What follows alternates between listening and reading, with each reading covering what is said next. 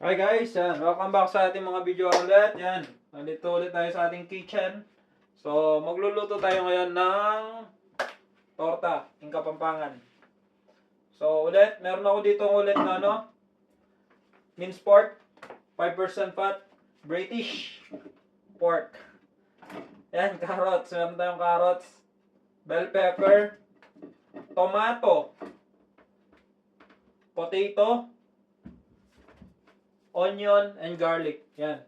Iwain muna natin. Magiwa muna tayo dahil maraming iwain dito. So, magiwa muna tayo. So, yan guys. Ready na yung ating mga iniwa. Meron tayong tomato. We got tomato, garlic, onion. And then, we got carrots here. Bell pepper. And then, we got a potato here. So, and then we got a minced pork. Ready na? So, let's start for cooking. Let's go! So, start na tayo. Okay, na natin yan. Lights on.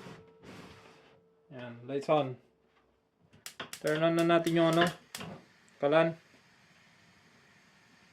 And then, let's add olive oil.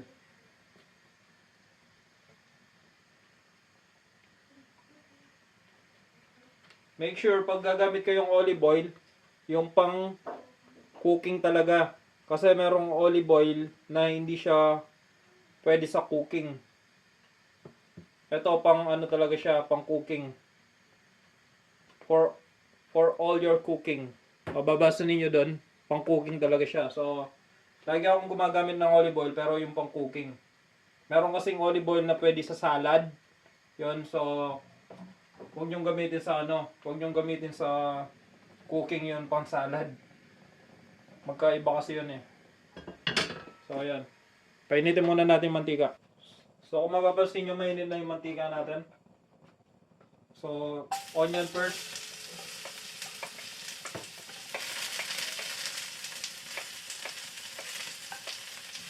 Sobrang init na mantika. Lagi ko na rin yung garlic.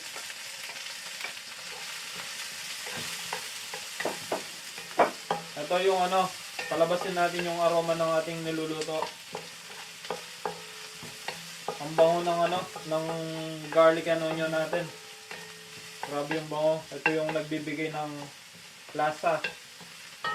Yung taste. Pag in-stir fry natin yung garlic and onion, ito yung nagbibigay isa sa mga taste sa lasa. Then, add na natin yung tomato.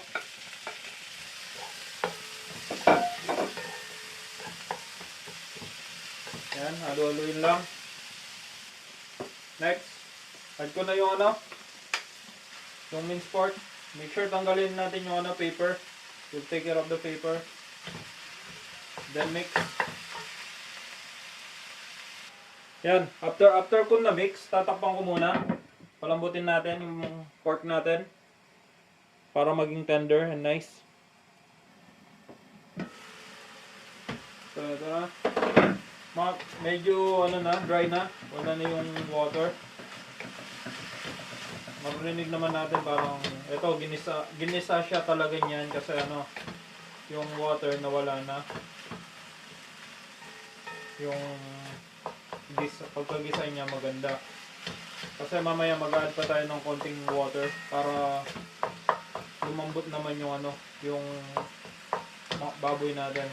Pero hindi na masyado marami dahil mag-add tayo ng mga vegetable. Yung mga vegetable natin maglalabas din ng water, so mag-add ng additional. So we're gonna put black pepper now for taste.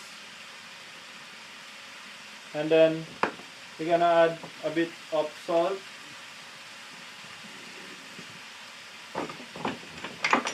Add fish sauce and soy sauce. So I'm gonna add fish sauce first. That's for the taste. And soy sauce.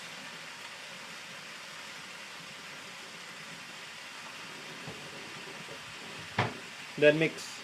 Next, add na natin yung carrots. Add the carrots. and potato. Potato.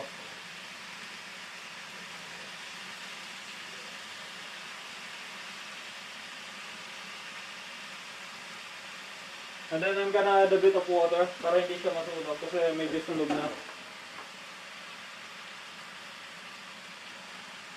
Ayan. And then mix natin.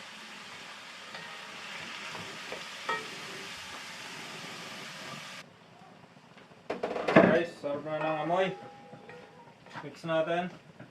Mag-add ako ng ano, gonna add sesame oil para Asian authentic ang lasa.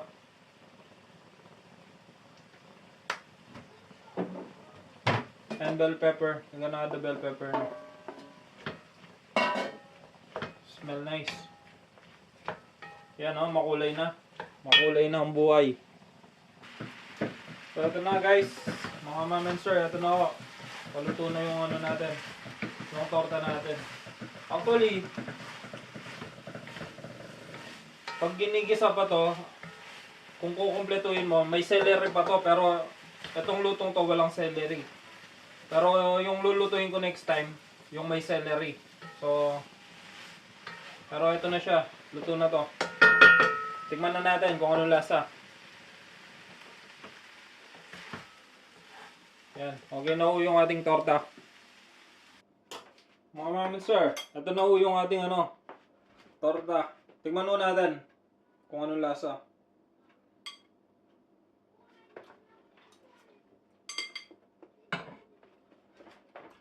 Masarap po siya.